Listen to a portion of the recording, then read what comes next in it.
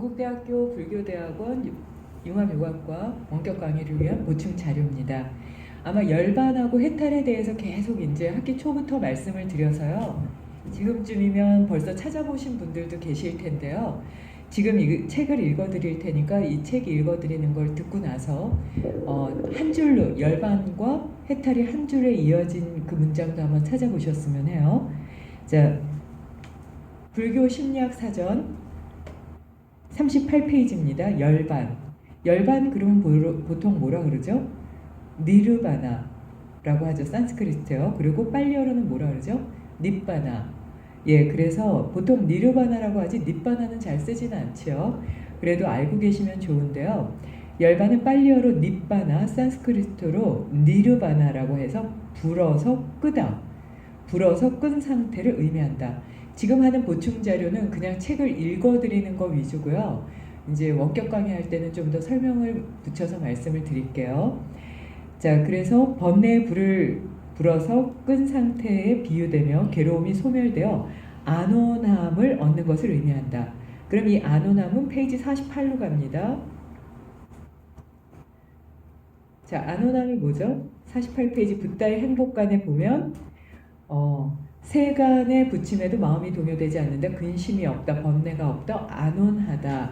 해서 붓다의 행복관 중에 여기서 신의 질문에 대해서 붓다가 38가지 행복에 대해서 말씀하실 때 맨 끝이 안온하다예요. 그래서 이 안온하다는 의미가 어떤 건지를 문장을 보면서 함께 보셨으면 좋겠고요. 그러니까 안온해 그러면 편안해 이렇게 그냥 해석하시는 건 조금 위험할 것 같아요. 고타마 부타의 가르침에서는 심층 의식의 차원에서 쌍까라를 보통 행이라고 얘기하고요. 고립된 자기를 형성하는 힘이다. 이렇게 번역이 되어 있는데요. 심층 차원에서 쌍까라가 꺼지고 그러니까 고립된 자기, 행, 무명행식할 때 행으로 우선은 보셔도 될 것 같아요. 그러니까 무명으로 인해서 행하는 그런 것들은 꺼지게 되고 표면 의식의 차원에서 사고의 파도와 욕망의 폭풍이 꺼진 아주 고요해진 상태를 가리킨다. 그래서 여기서의 심층 의식에서의 차원인 쌍까라 이거에 대해서는 대충 함께 좀 다 이해하시면 좋을 것 같은데요. 그럼 이 행을 페이지 10에서 다시 한번 볼게요. 무명행식 할 때 행은 업을 만드는 거고 선악의 가치 판단에 얽매이는 의도가 핵심이 되는 감정과 사고에 의한 형성작용이다. 신체에 의한 행, 언어에 의한 행, 마음에 의한 행, 신체, 언어, 마음 이렇게 세 가지로 보거든요. 이 세 가지가 이제 그 쌍까라 행을 일으키는 근본 힘이다 이렇게 생각하시면 될 것 같고요. 괴로움을 가져오는 번부의 견해로 인해서 번뇌의 소요가 안온함을 가져오는 붓다의 견해로 진정되고 그러니까 번부의 견해가 번뇌로 막 이렇게 흩어져 있을 때 안온함을 가져오는 붓다의 견해로 진정되어서 세계관이 전환되고 통합된 상태를 말한다. 이거는 이제 원격 강의 때도 말씀을 드릴 텐데요. 범부들이 얘기해봤자 우리가 얘기해봤자 좋은 지혜로운 걸로 상대방을 돕는 것을 얘기할 때는 뭐 전생을 본다든지 윤회라든지 이런 것들을 아주 명확하게 보고 얘기하기가 어렵잖아요. 그래서 정말 참기 어려운 상황에서 그냥 말 한마디로 아유 참어 원래 인생은 그래 이런 식으로 돕는다거나 나는 도왔다고 생각하지만 상대방은 상처받게 되는 그런 말들을 하게 될 수가 있는데요. 이게 바로 범부의 견해죠. 이게 괴로움을 가져오게 되는 견해가 될 텐데요. 이게 안온함을 가져오는 붓다의 견해로 얘기하면 좀 더 다른 차원으로 진짜 그 사람이 괴로움을 지울 수 있는 예를 들 수 있다는 거예요. 그러니까 안온함을 가져온다는 건 모두의 번뇌가 다 꺼지고 고요함 속으로 들어가게 되어서 진정되어서 내면에 있는 가장 아름다운 재능인 그 밝은 빛, 신성한 빛이 발하게 되는 그런 상태를 얘기하면 어떨까 싶고요. 그래서 세계관이 전환된다는 건 물질적인 세계관과 뭐 영혼을 본다거나 정신을 본다거나 또는 신성함을 바라보는 세계관이 다르잖아요. 내가 어떤 세계관을 보느냐에 따라서 나아가는 힘도 다를 텐데요. 이 세계관이 붓다의 지혜로움으로 인해서 전환되는 걸 얘기를 해요. 지혜를 갖춘 출가 수행자는 욕심을 떠나서 이 가르침으로 불사, 평안, 불멸의 열반의 경지에 도달했다. 수타니파타 204개송에 나오는 얘기죠. 열반은 허망한 것이 아니다. 성인들은 그것을 진실이라고 알고 있다. 그들은 실로 진실을 이해하고 있으며 채워지지 않은 것이 없고 완전히 안온하다. 그러니까 이 안온함에 대해서 계속 찾아보셔야 돼요. 이게 수타니파타 758개송입니다. 열반 적정은 재행 무상, 제법 무아와 함께 삼법인의 하나로 초기 불교와 동시대에 창시된 자인화교에서도 열반은 궁극적인 경지라고 간주하고 있다. 그러니까 열반 적정은 재행이 모든 게 무상하다. 그리고 제법에서는 무아, 모든 것이 찰나생멸하기 때문에 나라고 할 만한 것이 없다. 이거 거의 뭐 외우듯이 우리 보게 되는 단어잖아요.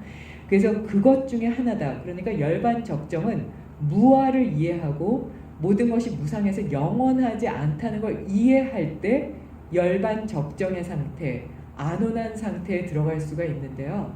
이게 영원하다고 믿고 영원하다고 믿으면서 무아가 아닌 내가 있다라는 그 견해로 들어가게 되면 그럼 이거는 열반 적정의 상태, 안온한 상태가 아니라 항상 무엇인가를 취하고 싶고 담고 싶은 상태로 들어가기 때문에 이거는 열반의 상태로 들어갈 수 없겠죠. 그래서 초기 불교와 동시대에 창시된 자인화교에서도 이게 원래 벌레를 아주 작은 벌레도 안 죽여서 수돗물에 그 망을 끼워서 미세 세포도 죽이지 않는 그런 교죠. 이게 열반 적정이다. 이렇게 얘기를 하고 있어요. 열반과 완전한 열반, 이게 내용이 좀 어렵던데요. 그냥 복잡하기 때문에 그냥 단어 뜻만 쭉 보면서 의미만 살펴보시면 될 것 같아요. 고타마 부타는 자신은 스스로 괴로움과 번뇌를 해결해서 궁극적인 안온함을 얻을 수 있었고 그 경지를 열반이라고 불렀다. 안온한 경지가 열반이라는 건 아까 말씀드린 대로 재행이 무상하고 제법이 무아이며 이것이 안온한 상태로 머물 수 있는 그 상태이기 때문에 이게 완전히 번뇌를 해결한 그런 상태잖아요.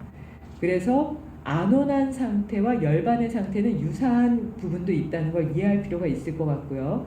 그런데 후세의 깨달음을 얻어 열반을 실현해도 신체가 있는 한 괴로움을 면할 수 없고 신체라는 속박으로부터 완전히 자유롭게 되어야 비로소 괴로움으로부터 해탈할 수 있으며 그것이야말로 완전한 열반이라고 생각하게 되었다.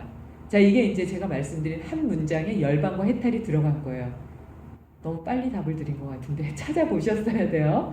다시 한번 볼게요. 자, 그러니까 왜 해탈과 열반이 다르게 보이나? 근데 아마 그 인터넷 사전을 찾아보신 분들은 다 그거 그냥 니르바나, 열반이야. 열반, 니르바나. 열반은 곧 해탈이라고 한다. 이렇게 그냥 나오거든요. 그래서 그렇게 주장하는 분들을 보면 그거 틀린 건 아니에요. 사전에는 또 그렇게 나와 있으니까요. 근데 그게 위험할 수 있어요. 다시 한번 읽어볼게요. 그런데 후세의 깨달음을 얻어 열반을 실현해도 그러니까 완전히 안온한 상태, 적정의 상태로 들어가도 신체가 있는 한 괴로움을 면할 수 없다. 그러니까 부처님도 고행하시다가 멈추시고 타락죽, 우유죽을 드셨잖아요. 우유죽을 드시고 괴로움을 면할 수 없었는데요. 이제 이게 신체가 괴로운 것을 보면 뭐 이제 나중에는 그 척추가 마치 굿을 깬 듯이 그렇게 나올 정도로 말랐고라고 말씀하셨었거든요. 그래서 그 괴로움을 면할 수 없다는 거예요. 아무리 깨달으신 분들도요. 그리고 신체라는 속박으로부터 완전히 자유롭게 되어야 비로소 괴로움으로부터 해탈할 수 있다. 해탈은 목시아죠. 목시아는 완전히 그 장작개미처럼 그 완전히 타서 없어진 그런 상태잖아요. 그것이야말로 완전한 열반이라고 생각됐다.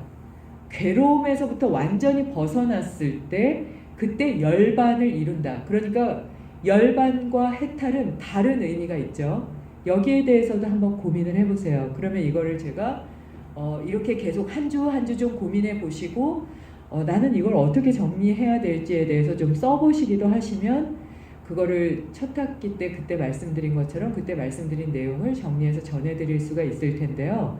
그걸 그냥 막 책 읽듯이 하면 아마 고민 없이 하고 그냥 잊어버리실 거예요. 근데 여기서 보니까 해탈과 열반이 확실히 차이가 있죠.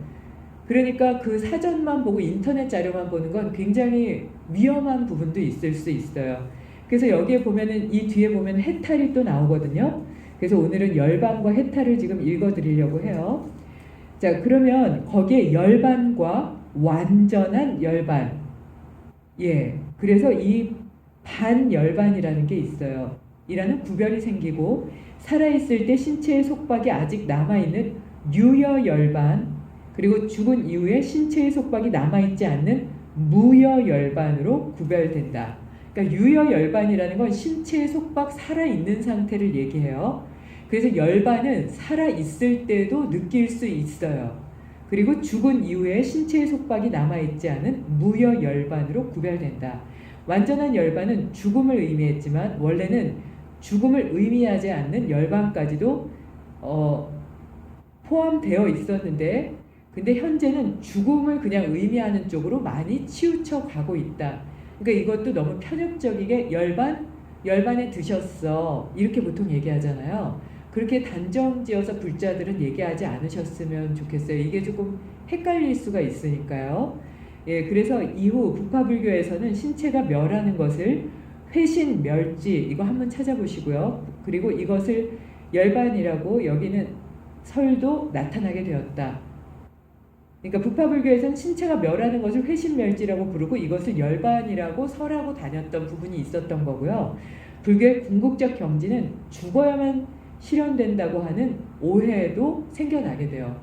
예, 그러면 뭐 이제 얼마나 사리가 나왔나 막 이런 거 보기도 하고 막 그러잖아요. 그러니까 우리가 좀 잘못 알고 있었던 부분도 있지 않나. 저는 좀 잘못 알고 있는 부분도 있었던 것 같아요. 자, 머물지 않는 열반으로 내려갑니다. 열반이란 우리가 살아있는 동안에 실현되는 것이다. 그러니까 여기서는 계속 강조하는 게 뭐냐면 열반은 꼭 죽어서만 무여열반만 열반이 아니라 유여열반, 신체적인 고통이 남아있는 상태에서도 열반이 가능하다. 이걸 강조하는데요. 대승불교의 유식사상에서는 어디에도 머물지 않는 무주처 열반을 궁극의 경지로 설한다. 살아서도 죽어서도 잠깐만 포즈해 주세요. 열반 갈게요. 머물지 않는 열반. 열반이란 우리가 살아있는 동안에 실현되는 것이다. 대승불교의 유식사상에서는 어디에도 머물지 않는 무주처 열반을 궁극의 경지라고 설한다. 살아서도 죽어서도 그것을 넘어선 것에도 머물지 않고 얽매이지 않는 경지를 이번 생에 이룬다고 설하는 것이다. 보살은 생사와 열반이 다르다고 보지 않는다. 이게 핵심이에요.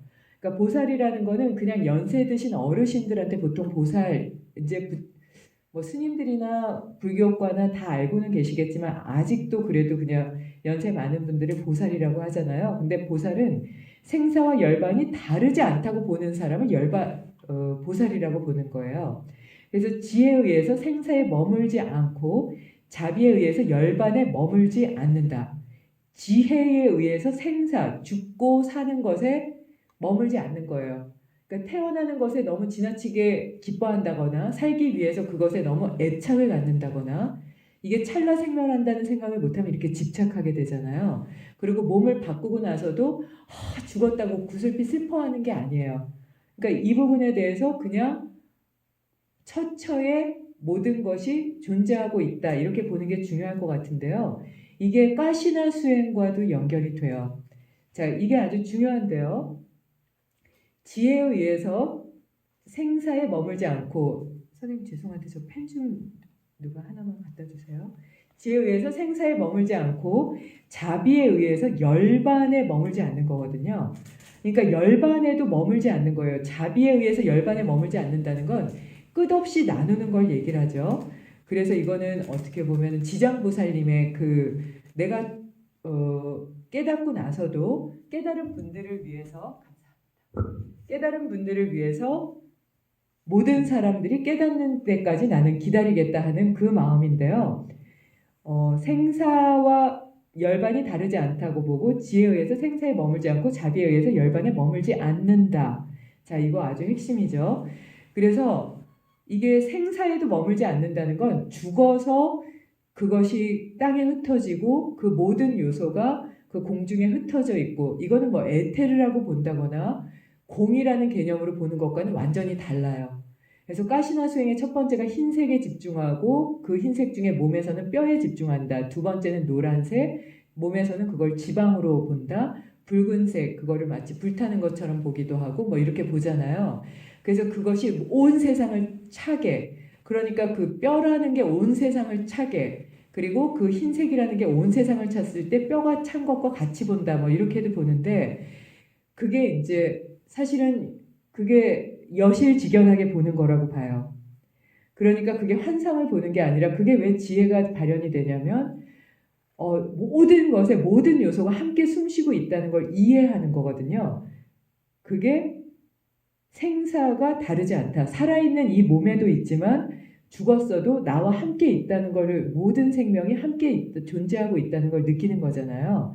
그래서 이 가시나 수행이 왜 지혜로움을 갖게 하고 의식의 확장을 갖게 하나를 보면 이게 시간적으로도 보고 공간적으로도 보고 이게 모든 그 우주적인 흐름과도 연결되었을 때 죽었다고 사라지는 게 아니고 지금 살아있다고 변화되지 않고 그대로 머물러 있는 게 아니라 계속 이게 변화되어 가고 있고 살았다가 죽기도 하고 죽은 것이 다시 산 몸으로 들어가서 산 것처럼 움직이기도 하고 이런 이치를 얘기하기 때문에 보살은 생사와 열반을 다르게 보지 않는다. 여기에는 많은 뜻이 있죠. 그리고 그게 윤회가 돼서 다시 그 의식이 윤회되는 건 아니지만요. 이게 그렇게 이어지는 인연이 있잖아요. 그래서 이거는 자타카에서도 볼 수가 있는데요. 보살은 생사와 열반이 다르다고 보지 않는다. 그래서 아주 예쁜 여인이 있었는데 그 여인과 결혼을 원해서 결혼을 했는데 이 남편이 그 부모님들이 돌아가시고 나서 재산을 다 나누고 나서 나는 머리를 깎고 싶습니다. 그래서 출가를 하고 싶습니다. 하니까 출가를 하고 부인이 그 뜻을 따라서 나도 당신을 따라서 출가합니다 해서 나오게 되잖아요. 근데 이제 이 부인이 쇠약해지면서 이제 산에서 그냥 먹을 게 없으니까요. 그래서 쇠약해지면서 이질에 걸려서 이제 사망하게 되는데 옆에 있는 사람들은 너무 슬퍼하고 막 괴로워하는데 오히려 이 남편은 울지를 않는 거예요. 그랬더니 주변에 있는 사람들이 당신 이거 너무한 거 아니냐. 잘 모르는 우리도 이렇게 슬퍼하는데 어떻게 슬퍼하지 않을 수가 있는가라고 얘기를 했더니 나는 지금의 살아있는 그것과 우리 아내가 내 자리에서 이게 떠나서 완전히 죽었다고 생각하지 않는다. 그녀는 그녀가 갈 자리에서 편하게 쉬고 있다고 느끼고 산 사람은 지금 이 자리에서 많은 자비를 나누고 많은 나눔을 행해서 나와 함께 있는 사람들을 행복하게 해야 될 의무가 있다라고 나오는 경이 있죠. 그러니까 부인도 아마 그 떠나간 자리에 당신이 떠나간 자리 때문에 괴로워하기를 원하기보다는 그 같이 출가해서 그 출가자가 된 남편이 더 많은 나눔과 여여하게 여실직연한 상태를 바라보면서 끝없이 그 부처님의 불법대로 덤덤하게 나누는 그것이 더 행복할 수 있잖아요. 근데 그게 감정이 일어나게 되면 집착이 일어나게 되면 그녀의 몸뚱아리 그녀가 내 옆에 있었던 그 아름다운 모습 그리고 함께했던 시간들 이거를 보게 되면 여여하게 보지 못하고 생사가 다르다고 느끼면서 괴로워하고 내가 해야 될 것들을 안 하게 되고 그러면서 하지 말아야 될 감정을 붙잡고 울부짖게 되는 그런 상황에 대한 경이죠. 그래서 이게 자타카에 나오는데요. 그 자타카를 관심 있게 좀 보셔도 좋을 것 같아요. 그래서 이 보살은 생사와 열반이 다르게 보지 않는다는 바로 그것과 연결되지 않나 싶기도 하고요. 또 다른 면도 있겠죠. 그래서 지혜에 의해서 생사에 머물지도 않아요. 자비에 의해서 열반에조차 머물지 않는 그 상태로 가는 거죠. 만약 생과 사에 의해서 분별을 한다면 이미 생사에 머무르는 것이 되어버리고 만약 열반을 분별한다면 열반에 머무는 것이 되어버린다. 그러니까 여기는 열반이고 여기는 열반이 아니니까 나는 열반에 머문다고 한다면 이거는 이미 열반이 아닌 상태가 되겠죠. 하지만 보살은 무분별지를 얻어 분별하는 일이 없으므로 머무는 곳이 없어지게 된다. 그러니까 모든 것에 처처에 불성이 가득하다. 부처님이 계시다는 건 모든 존재하는 것에 불성이 있다는 걸 볼 수 있는 눈이잖아요. 그게 바로 무분별지가 되겠죠. 그래서 분별하고 판단하는 그런 판단을 내려놓고 분별하는 일 없이 분별하게 되면 아무래도 좋고 나쁘고가 나눠지게 되죠. 그러니까 수라는 느낌, 12연기가 이래서 중요한데요. 수라는 느낌이 이제 있고 나면 그 다음에 우리가 그 느낌이 좋아 싫어로 넘어가게 되잖아요. 근데 느낌이 없는데 좋아 싫어로 갈 수는 또 없어요. 그래서 그 느낌이 있고 나서 분별하는 마음이 생기게 되었을 때 그때 머물고 싶고 또는 피해서 다른 곳에 머물고 싶고 좋으면 여기에 머물고 싶고 이곳이 좋지 않으면 다른 곳에 머물고 싶고 해서 이 분별은 어딘가로 머무는 장소를 찍게 되잖아요. 그래서 그런 부분들에 대해서 없어진 완전히 지혜로운 상태다. 그래서 이게 이제 열반에 대한 부분이에요. 여기서 잠깐 포즈할게요. 자, 그럼